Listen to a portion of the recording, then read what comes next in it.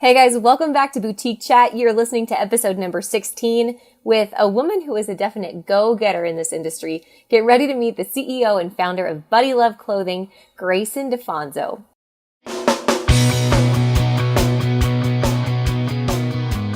Let's talk about your business, strategy, and the juicy details of what actually works, from mainstream fashion to fashion on Main Street, and the entire ecosystem behind it. How do we scale your company and do it with the balance and the happiness that we all seek? Let's hear from those insiders, experts, and strategists that actually make it happen. I'm your host, Ashley Alderson from the Boutique Hub, and I can't wait to chat.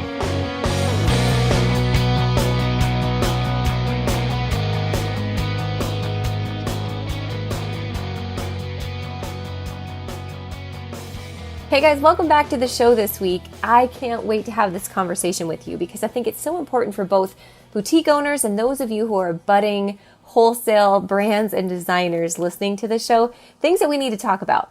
So we all know that the wholesale industry today is changing, and it's changing fast.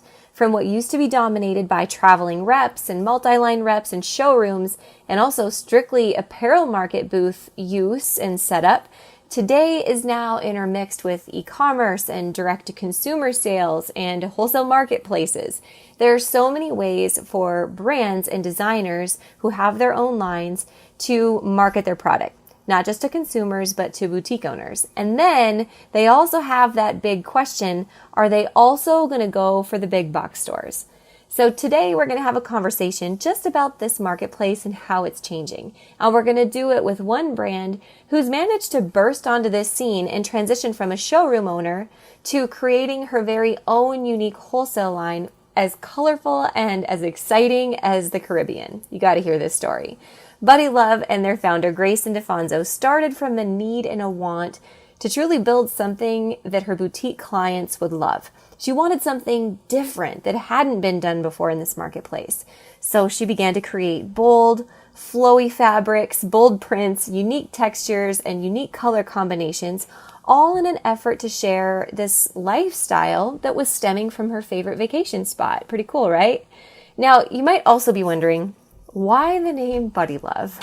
Well, if you've been to their booth in Las Vegas or their showroom in Dallas, you may just have met the man himself, as I did this past February in Las Vegas at the Magic Show, where he was dressed up as Elvis. So hopefully you'll get that same experience soon.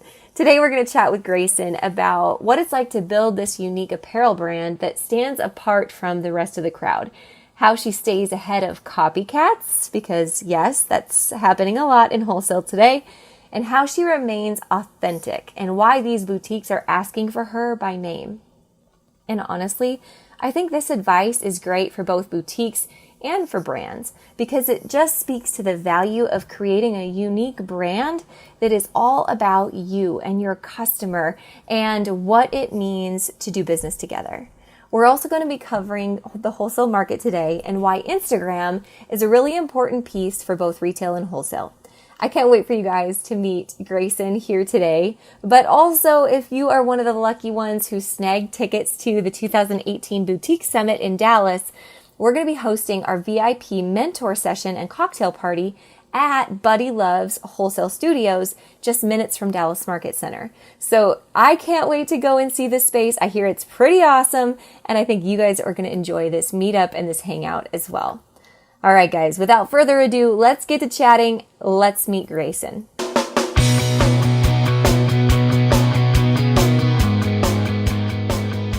Hey guys, you are in for such a real treat this week as we visit with a brand that I love to continue to watch to grow and flourish, not as a fast fashion line, but as a family-owned and operated, based in Texas apparel company that is definitely a perfect boutique industry fit. You've probably seen this line and their adorable showroom, always busy, by the way, in Dallas, or encountered them in Atlanta or at Magic, as we did during the last show. And if you haven't heard of BuddyLove yet, you're about to, because this is definitely company to watch. So guys, please help me welcome Grayson DiFonzo, the founder and designer at BuddyLove Apparel, to the show. Hey, girl. Hey, everybody. I'm so excited. This is awesome. You are one busy woman. You have been globetrotting around the world doing some great BuddyLove photo shoots. So I'm glad that our schedules finally connected. Yes, we just have been to Tulum and Hong Kong and headed to South Beach next week to do another photo shoot for a couple things for this summer. So I'm super excited. Oh my gosh. I live vicariously through your Insta stories. Meanwhile, there was like 2 foot of snow on the ground in Wisconsin. So Oh my gosh. you just keep it up and we'll live through you, right?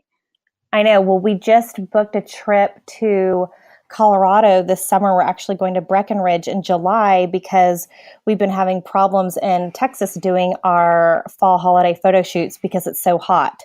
So like last year we had RVs with AC, coolers, waters, people walking around with fans for the models. But this year we're doing so much fur and faux fur and coats and stuff like that. We're like, there's no way we can do it in the Texas heat. So we just booked a week in Breckenridge for the whole BuddyLove Babe crew to go up there and do photo shoots. Oh my gosh, I love it.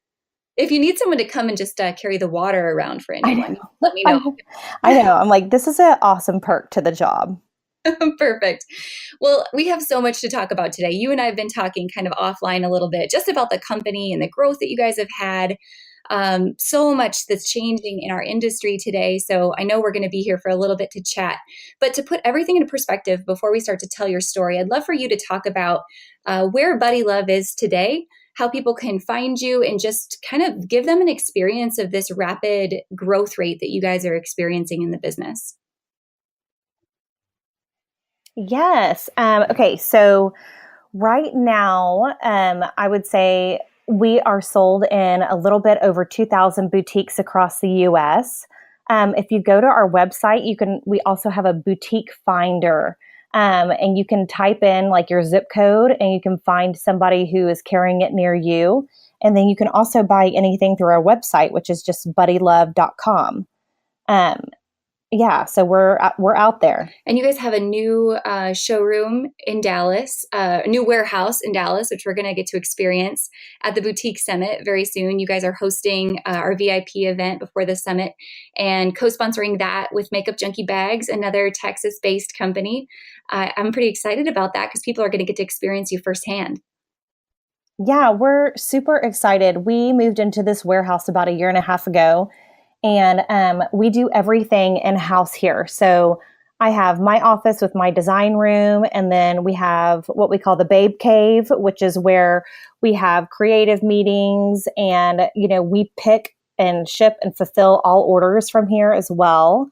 And then the front of the warehouse, we kind of built out like a boutique. So all of our e-commerce product is laid out nicely, almost like a boutique in the front.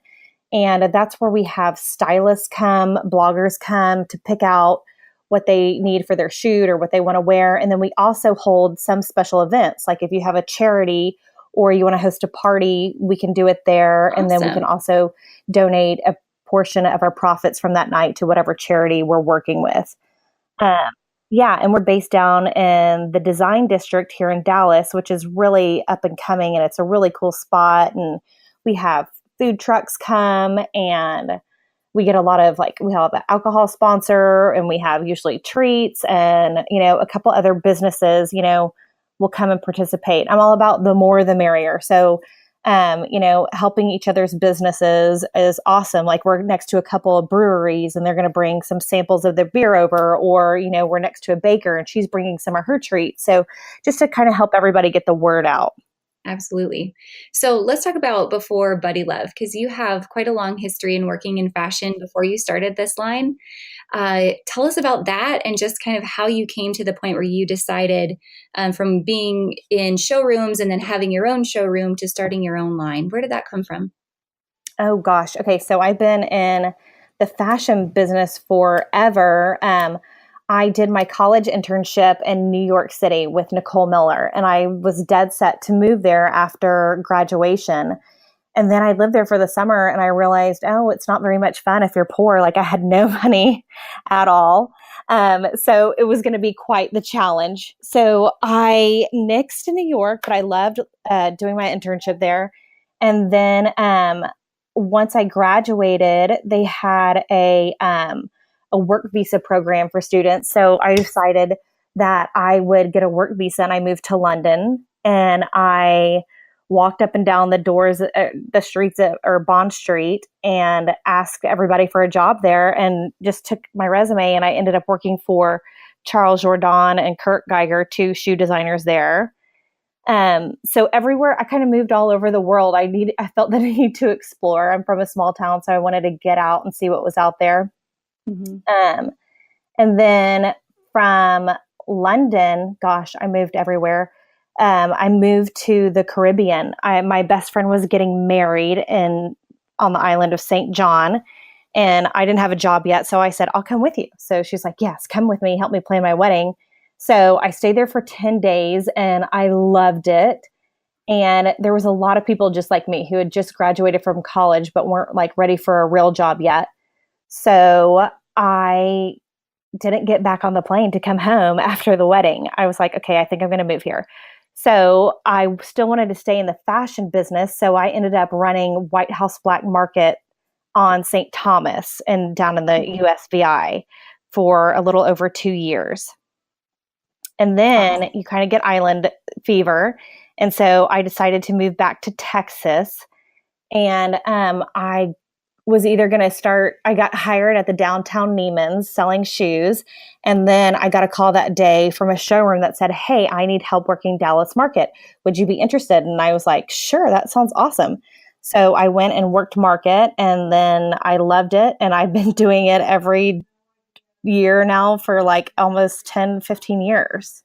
Awesome. And so when you started working in other people's showrooms. Yes. Eventually you had your own showroom, yes. right? So how did that transition go from your own showroom?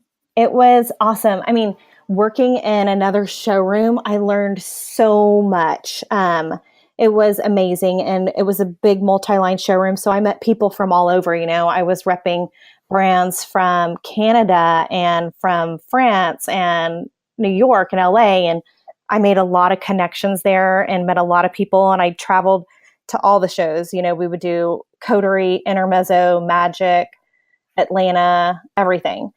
So I did that for a long time, and I was a road rep for a long time. So working with boutiques, going literally from door to door. And then after I got married, I decided that, it was time to go and do it for myself. And I loved what I did so much. So I was like, let's just do it. Let's do it. And, I figured out I didn't have any money, but my husband and I scraped together enough money to pay the DMC, to pay the market center 2 months worth of rent. And I was like, if I can get these 2 months paid for, if I can get some brands and go on the road and start selling and start getting commission checks, we'll be able to make it. So I tried it, and I took my husband's, I had a little VW. And so I took my husband's 4Runner out on the road like every day. And I would travel everywhere with these lines and try and get orders. And finally it just started to work, and it started happening. And so I went from like a tiny little showroom with 2 lines to a huge multi-line showroom. I mean, at some points we would wrap up to 15 lines at a time. Awesome. Yeah. So it was just, I learned a lot about the business and about brands and clothing lines and how it all works. And so that's how I got the idea to just kind of go ahead and again do it my own and start my own clothing line. Yeah. So that had to be, I'm sure you had the itch for a while that you wanted to do something on your own. And, just hearing conversations in the industry today, I get asked this question all the time about people starting their own line. Where did you even begin? You had the connections and you'd scrape together cash at this point from having your own successful showroom. How did you make that first step into designing your own pieces? Well, I had been thinking about it for a long time. And, I would say first and foremost, my love of fashion, is like, I would say I was a stylist, I was always coming up with ideas and outfits to wear. And when I was in college, we didn't even have designer jeans yet. There was no 7 jeans. There were no Chi hair straighteners. There was no nothing, so I was like doing it on my own. Oh, if I take this skirt and I sew it like this, or I'm going to cut the sleeves off of this and I'm going to make it this way. I was just always trying to do that. And then, also my friends, I would just dress all my friends, or anytime I go over to anybody's closet, I'm like, oh, you put this with this with this. And still to this day, my girlfriends are always like, okay, does this work? Sending me mirror selfies. And I'm like, yes, or no, put that with that, So I would say it came from that. Like, I just have been surrounded by that. And I love dressing people. I love people making look good. Look, I would say, like, I thrive at market. I thrive when we have events here because I love to dress people. I can take a look at your body and say, this is perfect for you, this, and grab you like a stack of 20 things. And a lot of times they're like, no, I don't think that'll work. And then you go back and put it on. They're like, oh my gosh, this is the best thing I've ever put on, So I can really help somebody dress for their body. And I feel like I keep that in mind definitely when I'm designing. So I feel like it started from, it's always kind of been there. And then I just decided I want to try it for myself. And so my husband and I were on vacation and we just decided, we went to Italy. We maybe had a little bit too much wine and we decided, hey, we're going to do it. We're going to go for it. And we did. And our first collection was really small. But I had a chain boutique at that time. And I had a really good relationship with them. And she said, I will buy it. If you build it, if you do it, I will buy it. And I was like, okay, I've got that. I know I've got some customers. And really with the showroom, people were already coming there, even though we were a multi-line showroom for other brands, they were coming and saying, oh, I want to see BuddyLove. Oh, where's the BuddyLove line? Where's the BuddyLove line? For like a year before I had even started it. So I'm like, okay, people already think that. They're looking for it. They want it. Let's just try it out. Awesome. So when you took that leap, I mean, that had to be a pretty scary thing to do. Did you ever feel like, man, I've been repping other people's lines and there's almost comfort in that versus it being your own baby? Yes. Definitely. I mean, there's a whole nother set of worries at that point. But really it's just been a learning experience. Like since I started day one, I would tell people, I mean, I am learning something new still every single day between, pattern makers and getting things sewn and getting things mass produced and getting my label put on it and making sure the right care labels on it. And oh my gosh, I didn't know what I was doing at all the very first time. We've come a really long way. But I felt like BuddyLove also was born out of, like we had a lot of lines in our room, but nothing was like speaking to me like, oh my gosh, this is so amazing. I feel like BuddyLove was born out of a need for something, I felt like it was just a lot of fast fashion, nothing that was like really unique. So I was like, I think that I can do it and make it different than everything else that I see, because in a lot of the brands that you buy at markets, you'll see the same prints or the same cuts or the same thing everywhere. And it just started to get stale for me. And I'm sure it did for buyers. And as a seller, I'd be like, okay, well, I have a multi-line showroom. I'm seeing kind of the same thing, even in my own showroom, So I was like, I feel like I need to bring something new and different to the table. When you did that, what was that first reaction? The first debut, people gravitate toward the brand and the colors and the fits and the fabrics immediately because they were so different? People did. I was so blessed / shocked / so happy, but we were really bright. So if you know anything about BuddyLove, we are known for our prints. And when I talk to a lot of the buyers, when I try and get feedback, and actually I get to talk to a lot more when I'm in Atlanta or something because Dallas, I'm so busy working customers all the time. They say that BuddyLove is their first stop for prints.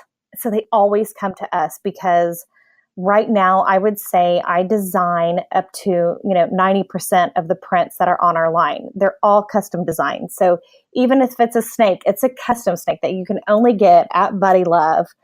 And we are now actively trying to trademark most of our prints.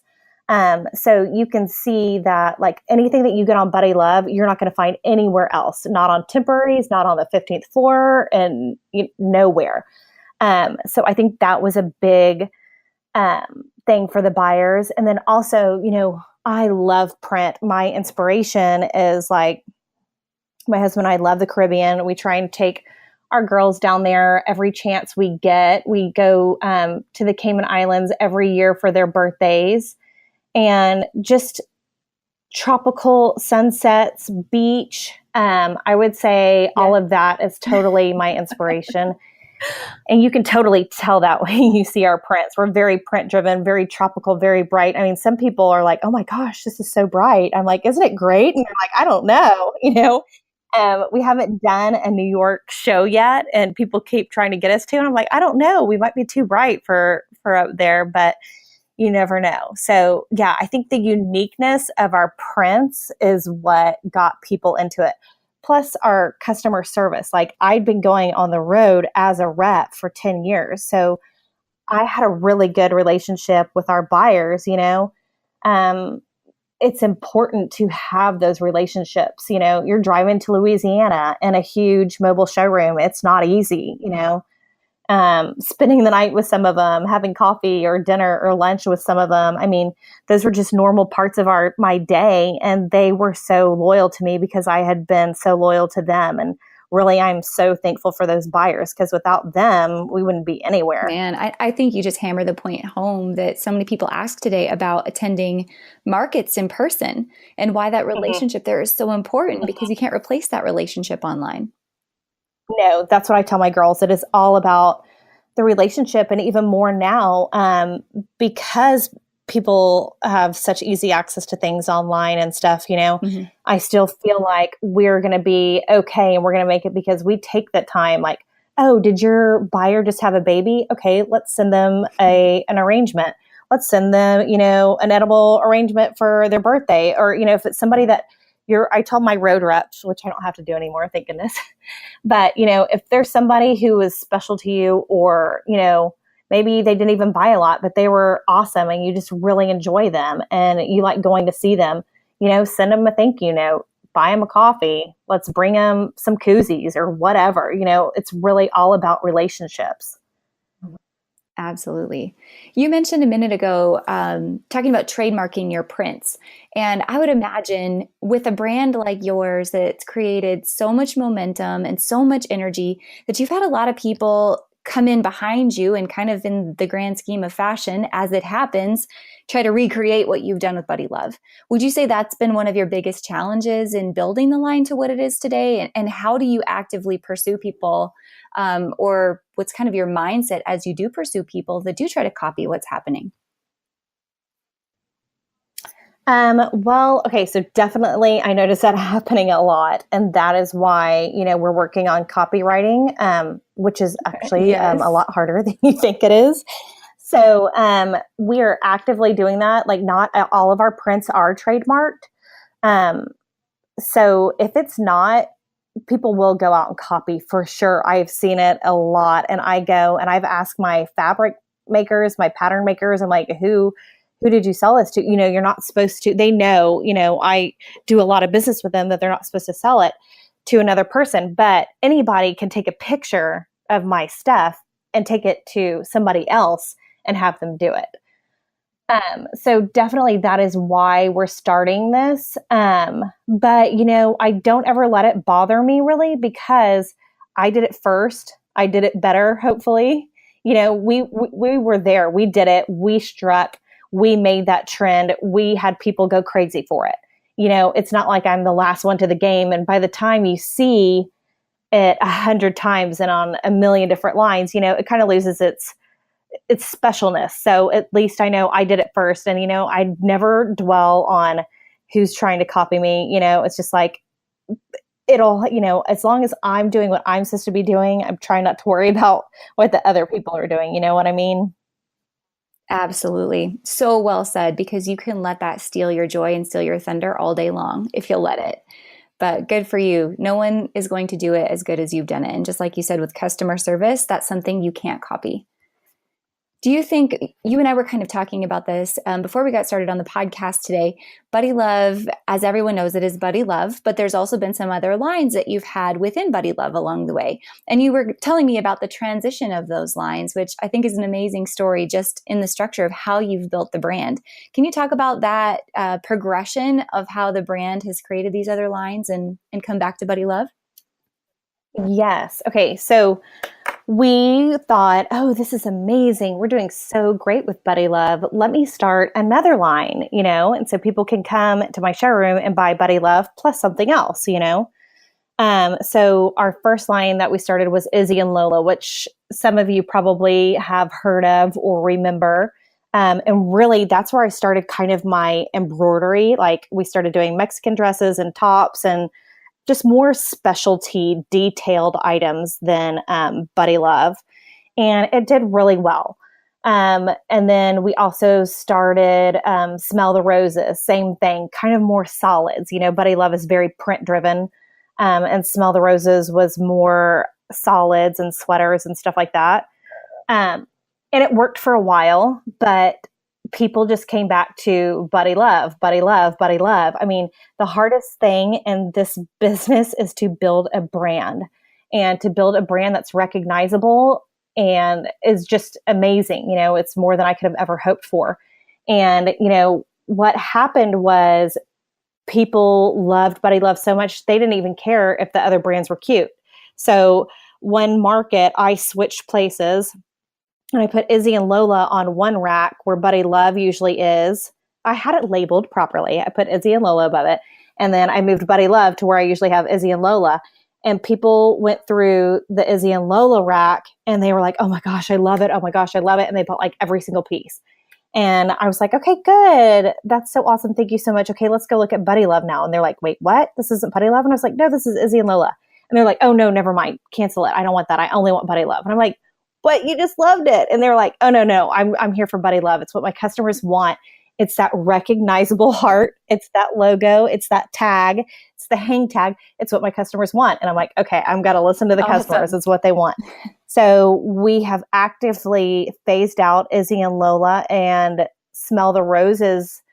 This summer is our last season with Smell the Roses. And then everything's going to be BuddyLove all the time, which is awesome. It's like what you dream of. But I had to learn the hard way, And but that also makes our BuddyLove offering is growing like crazy. So we have BuddyLove, which is all of our prints.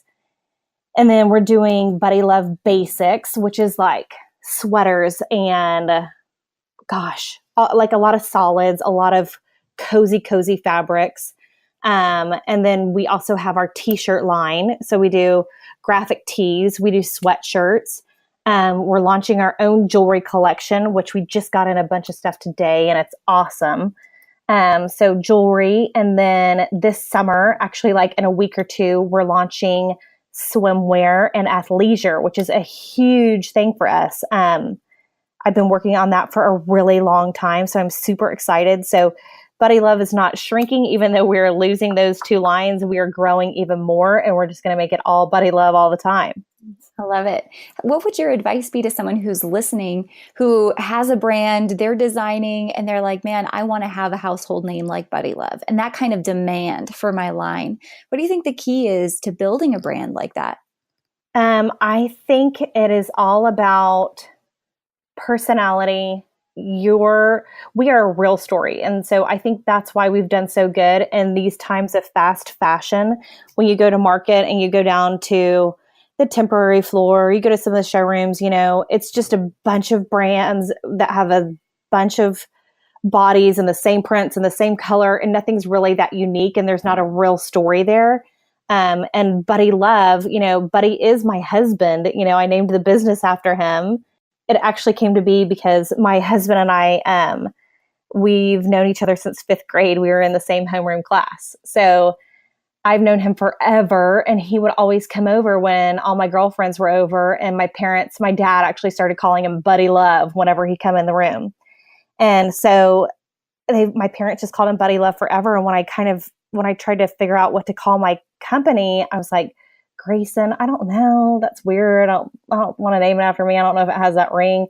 And I just kept coming back to BuddyLove. And he was like, no, are you crazy? And then it just kind of like, I just couldn't see anything else but that. And I was like, and well, the other option was Shades of Gray. And that was before that ever happened. So I'm glad I didn't go with that. That would have taken like a real interesting twist in your company history. Exactly. Like that website. Yeah. So my name's Grayson. My favorite color, everything like in my house that I design is gray. So I was like, it's either Shades of Gray or BuddyLove. Good thing we went with BuddyLove. I love it. I had a chance to meet Buddy. He was dressed up as Elvis, correct, in Vegas? We are a real family. There is a real Buddy. You know, I design every piece. We're a husband and wife team. His office is right next door to mine. I feel like the social aspect of it, and really we're trying to get better at that. I don't even tell my story that much. My people are like, you need to be up front more, so I'm trying to do that myself too. The BuddyLove culture, the Babe crew, the people that we have here. I'm so proud of my employees and the people that work here. Nobody's ever quit. I love all my girls here so much. It's such an important thing because it's my business. I have to walk in the door here every single day, and I don't want anything or anybody to give me any reason to not be happy to be here. And that's really been the key. And so then social media, has become such a big part of all businesses. And you were asking me earlier about that. And like I said, if you would have asked me 2 years ago if I would have ever hired a social media person, I would have like laughed in your face. No way. I only hire people who can sell on the market. I mean, on the sales floor at market or on the road, that's the bottom line. And I hired somebody to run our social media a little over a year ago. And it used to be just everybody had the login and, we'd take a cute picture and somebody would post it one night. There was no consistency. There was no real message being sent. And since we hired Rachel, I would say that things have really taken off for us too. And you can tell from when we went to mom and pop photo shoots, doing our own hair and makeup and photography, to a real makeup artist and photography and social media and having a clear image. I think that has helped like a ton. Absolutely. So well said, because that's what's happening in the industry today. And social media allows that to happen a lot of times. Comparison is the thief of joy, right? Exactly. So like we had a brainstorming session, like what is awesome about Texas, which there are so many things, obviously. But we were like, okay, ACL is in Austin and it's amazing. Let's do that. We want to take a river float in New Braunfels, which is my hometown where I'm from, float the river, do that, take our pictures down there, go to Green Hall, the oldest dance hall in Texas, do the Hill Country, do Fredericksburg Winery. That's going to be our goal in the next, 2 years, is really exploring Texas, the festivals here, the cool little things, Lukenbach, things that make us unique, because we are proud Texans, and that we do everything from here is awesome. Absolutely. So with that and these photo shoots that you're doing, just the way that you've up-leveled your brand, would you say Instagram is really like your marketing go-to and working with influencers to collaborate along the way? Or what's the best way you reach your customers socially?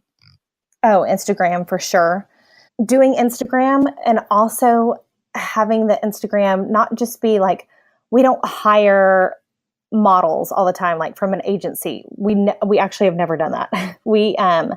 It's usually all in-house, either staff, me, sometimes I do it, friends, interns, friends of friends, my sister, somebody else's sister's cousin, whatever, we try and make it real. So you will see, and our boutiques love that. And like our main road reps are Bree and Morgan. And they'll be like, oh my gosh, there's our rep. Oh, look how cute Morgan looks. Look how great Bree looks in this, it's fun. You're like, oh, that's a real person that I know.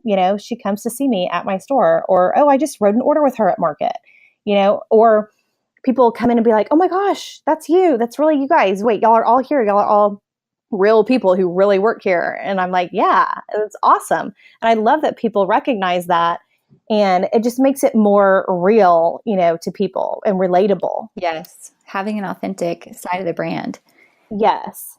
And then bloggers, definitely we do a lot with now too. I would say try it, keep trying. Now they reach out to us a lot.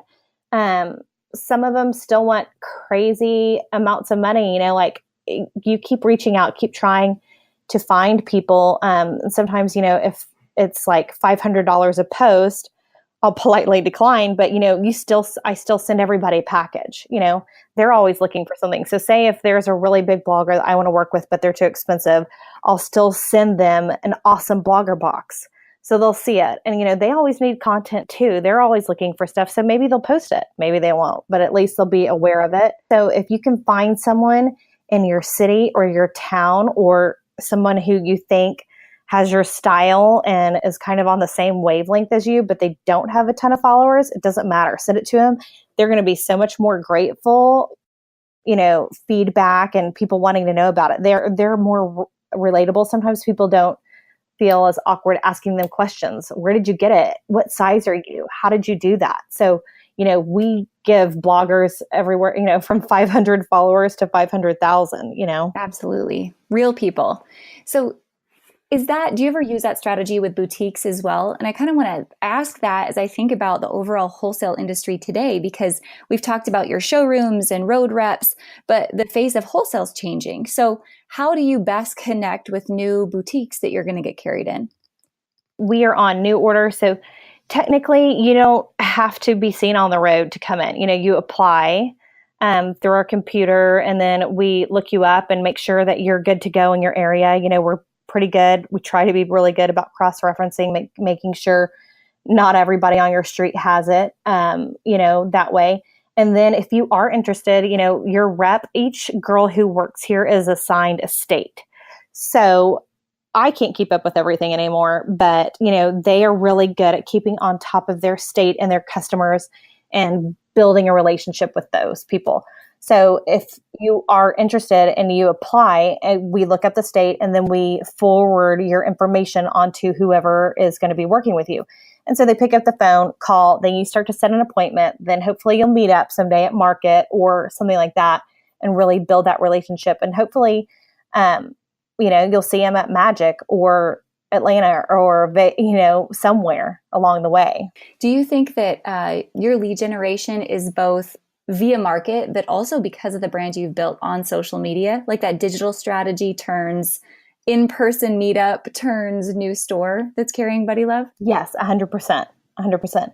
So that is awesome. It makes me so happy when somebody comes into my showroom and says that. I'm like, oh my gosh, it's working. It worked. We did it.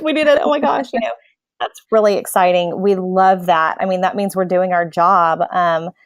And we do get a lot of that. And a lot of that is to, just the end consumer being like, oh my gosh, going to their favorite boutique in town and saying, oh my gosh, do you carry BuddyLove? Oh my gosh, I love BuddyLove. And for any boutique owner out there, I would encourage you to ask your top customers, hey, what are some of your favorite brands? Who do you follow on Instagram? What do you want us to start carrying? What are you looking for? Always asking, I don't even know everything anymore. I'm always asking people for, their input or what do you think is going to be hot this year or what is it? So definitely putting it out there on social media. And we have a lot of new customers apply every day now, which is amazing. You and I were kind of talking before we started this interview just about how fast the face of wholesale is changing. Where do you see this all going in the next, say, 2 to 5 years? Do you think the way that wholesale companies connect with boutiques and also sell direct to consumer, do you think that's going to be changing a lot? Yeah, it's going to be changing. I can already see a change in markets and stuff like that. What is super important for me as a wholesaler is getting good line sheets, good photographs, getting it out there. Every time I'm late to the game, I have my store saying, where are the line sheets, where are the line sheets, where are the line sheets? My dollars are already spent. My dollars are booking up. I need you to get your line sheets out here ASAP. And so for me, I know that I need to do that. And so it's super important to have good line sheets. And a lot of people don't. So it's a lot of work. We're actually doing a photo shoot right now today in our warehouse for our game day collection. So it's just a lot of work that you don't think about. But getting all those online as soon as possible for the customers to place their orders and plan their budgets and know what's coming in. So getting photographs, putting them online, we use New Order, which I'm sure a lot of boutique owners are familiar with, because you can just go and log in and see our line sheets and place your order right there from your phone or your laptop or your iPad or whatever. It's awesome. It's new for us this year, but it's been amazing. And so you can just kind of log in and see the line sheets whenever you want to. And so that is huge. And people really heavily rely on that now. And they'll come to at least, so Dallas market is 5 times a year. I wouldn't say, everybody's coming to all 5, but they feel confident enough that if they miss one, my product, my quality, you can do it online, Mm-hmm. Absolutely. So let's talk about you more than BuddyLove. I'd love to know, because you're spending all this time designing these pieces, right? If you didn't own BuddyLove, what would you be doing? Oh my gosh.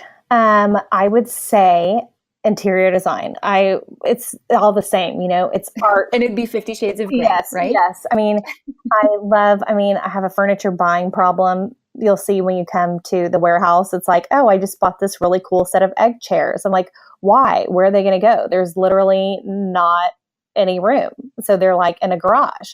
But, I feel like it's all kind of like within the design my husband and I just remodeled a house that we didn't really mean to. We bought it and then I ended up gutting the entire thing. And I just loved that so much. Perfect. So not too far off from that. Who is your fashion icon? Yes. Okay. So I would definitely say Rachel Zoe. I don't know if that's so cliche. I love her. I think she's amazing. She went from stylist to designer, and she's done an amazing job. And I feel like people who are good designers have a little bit of that stylist in them. This will look great. This will feel great. This will fit a bunch of different body types. And she did a great job with that and balancing it and having a TV show. And she has 2 kids and just trying to figure it all out and traveling a lot. And I just feel like I relate to her a lot. And she's definitely my role model in the fashion industry, I would say, for sure. Oh man, she's so good. She's so many people's role model. I love that answer. Do you think that, and this is not necessarily about you, but just kind of thinking about Rachel Zoe and what you said about designers, do you think that there's a lot of people today that want to get into wholesale and maybe they want to become designers, but maybe are missing that key element of you truly have to be obsessed with fit and style and how these pieces are going to look on somebody's body type? Do you think that's kind of a missing factor? I think it could be it's funny when I get prints or swatches or a piece of yarn delivered to my office, the girls are like, I have no idea how your brain works that way. Off of this one tiny little string, you're going to design 3 pieces of something, or, a little tiny swatch that's a CAD drawing that looks terrible on a little piece of paper. And I can envision it from start to finish from a tiny little square. I think a lot of people, I think that's what you have to make it, because the girls come in the office and they're like, oh my gosh, or are you sure that's going to be cute? Or I have no idea what you're doing. And then they're like, whoa, when it all comes out and you see it all together, it makes sense. Fit is a huge thing. And I think that's also why BuddyLove has done so well, because usually each print that I do will come in at least 3 body types, 3 body styles. And so, I have 2 kids, so I've got to wear something that I can run around and chase kids in. And then my mom, she's in her 60s and she loves all of our stuff. She wears it all too. So where somebody in their 20s would wear it as a mini dress, my mom, who's in her 60s, wears it as a tunic with a pair of white skinny jeans underneath it. So it's just kind of that keeping all different body types and shapes in mind when I make those pieces that I think have done well. I rarely make things with a zipper. I'm branching out, trying it this year because it seems to be some of the trend on some of the items, but things that I know, when you're buying online or as a boutique, you're like, oh no, do I go here or here? That's so much harder when something's like a set fit with a zip and all that stuff. So we try and make things as easy as possible. And really, like a lot of times a large could wear a medium, or a medium could wear a large. Or if you think, you wouldn't fit into anything, you can definitely fit into a large here. So, just trying to keep all that in mind is a lot, but it's worked really well for us. Absolutely. And benefited so many different types of boutiques that have carried you, not just one set demographic, but all age demographics. Definitely. Like we're known for cactus prints, and we love that. And some of our stores like can't get enough of it. And some of them, when are in different states, are like, oh my gosh, cactus, who would wear that? And I'm like, oh my gosh, everybody, or yeah, like when they want us to go to the New York show, I'm like, are people really going to go for that? So we'll see, but definitely, I design prints that I really like, so I'm into it. So I figure somebody else has got to like it too. Absolutely. Where do you go to feed your mind as a business owner? I know you and Buddy are in this business together, both leading the company. Where do you go to fuel up and get inspired? I would definitely say back to the Caribbean. I would definitely say that. Our favorite place is 7 Mile Beach in the Cayman Islands. Both of our daughters' birthdays are in June, so we go every June for 10 days, and that's just kind of where we go. And I get so many design ideas there, but also I actually get to talk to my husband there, not at an office, with a glass of wine, watching a sunset.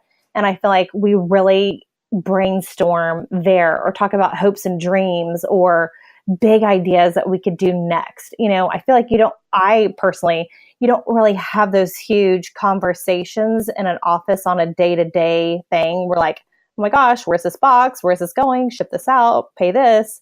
You're focused on your daily duties. But for us to get away and kind of do that and come up with hopes, dreams, goals, that's really been awesome for us. And also too, I go to LA a lot for work. I have an office there, and there's so many awesome places within 2 hours of LA. So a lot of times we'll try and add on an extra night here and there. Like we just did Huntington Beach with the girls. He flew them out to meet me after a work week. We just did Disneyland for the first time. Previously we went out to Santa Barbara, which is like less than 2 hours from LA, and like just going there, I feel like getting away, the two of us, not in our office, is really important. He always asks, like, what do I need? And I'm like, I think I need quality time with you that's not in our warehouse. Absolutely. So you bring up a good point when you say that. And this is a question I love to ask women who are on the show, especially mothers who are on the show, because there's so much talk about balance. And I think social media can be such a highlight reel, right? You see everyone else's life and it looks so perfect. How do you achieve that balance in your life? And how do you be both a mom and a great entrepreneur? I would say I don't balance it. It's a struggle every day. You just do the best you can. But I have an amazing team here. So like I was just in China and Hong Kong for 9 days, and I didn't have a single worry about my office. That's awesome. That's worth its weight in gold to not have any worry at all. And at home, I have an amazing support team too. I have somebody who helps out my family every day, when I'm running around or doing a school pickup. And that's amazing to me. So like really finding people in my life who can help me and who are amazing. Surround yourself with good people. Doesn't matter if you are a mom or not a mom. And when I'm home, like I'm really home. Like I will try, if there's a week where I'm in Dallas, I will work as hard as I can, get all my stuff done. I'll try and leave at 4:00 every day, or I'll try and take a Friday off, and we'll just do Play-Doh and slime and watercolor all weekend long. And I won't think about it. You know what I mean? So when I'm there, I'm really there, And then also I try and have them to, like, we do big BuddyLove parties, and that's like their favorite thing. Lola, Bet, and Gigi, my two little ones, they're 2 and 4.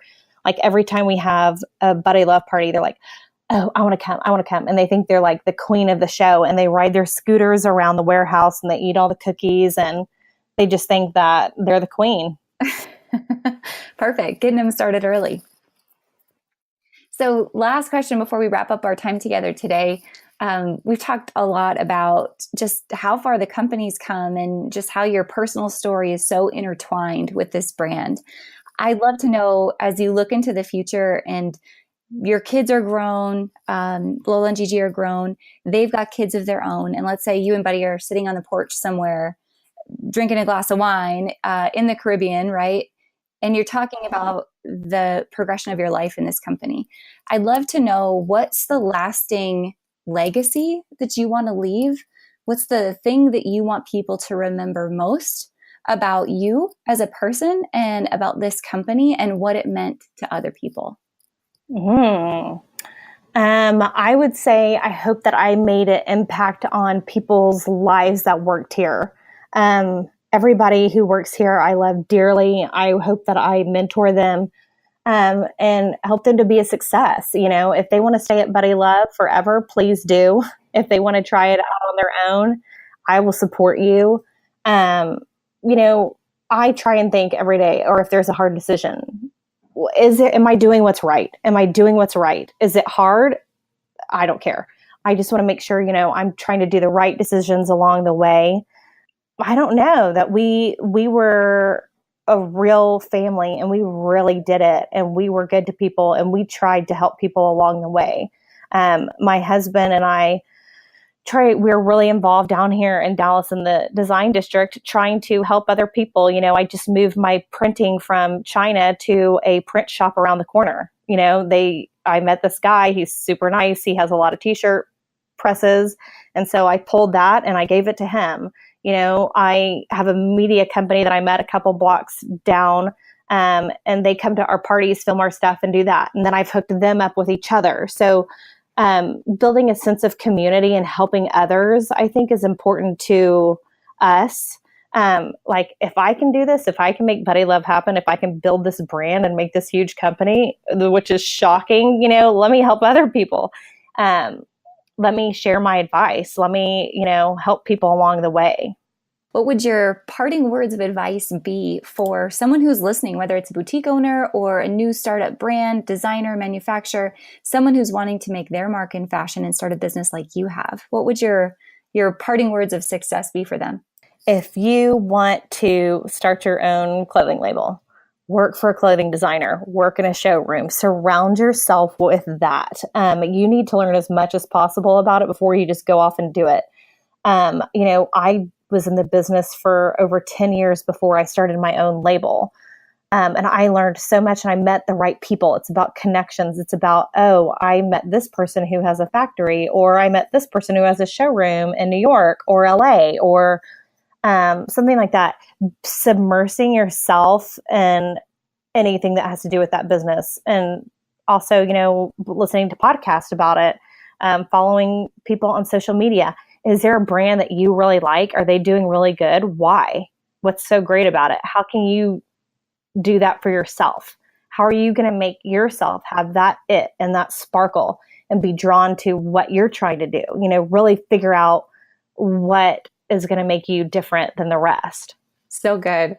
Well, Grayson, thank you so much for spending your time with us today and sharing your story about this brand and this mission, and just the fact that you guys are such a unique family-owned, operated, Texas-based company. It's so cool to watch your guys' growth and success.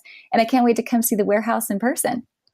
Yes. Well, thank you so much. This was awesome. I really appreciate it.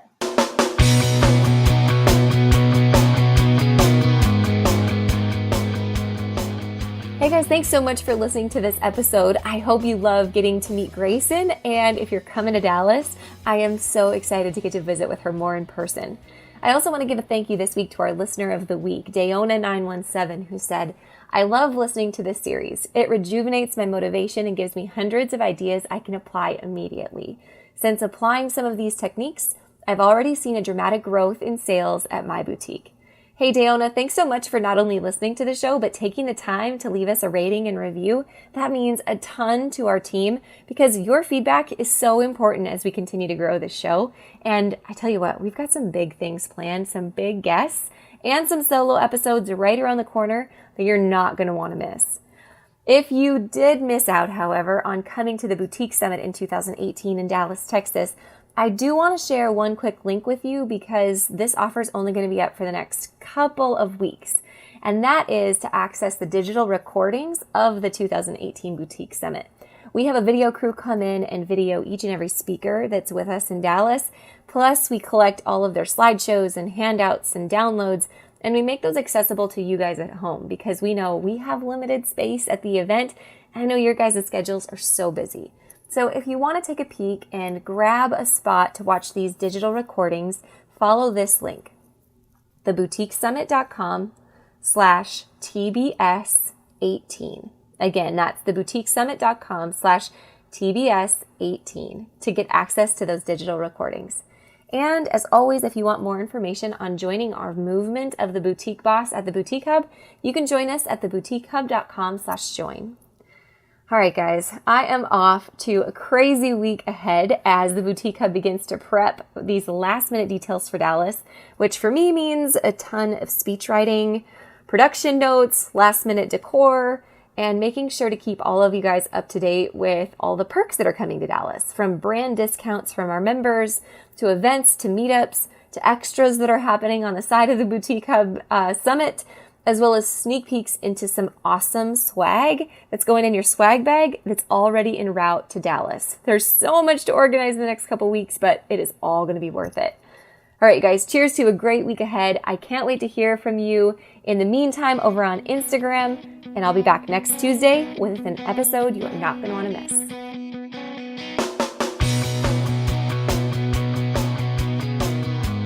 Hey guys, thank you so much for listening to this episode. We hope that you loved it. Don't forget to hit subscribe and leave a rating and review down below for a chance to be one of our featured listeners each and every week. For more information on our spirit of community over competition and how to access complete show notes and bonus downloads from our guests, head on over to theboutiquehub.com and join the community. We'll see you next week.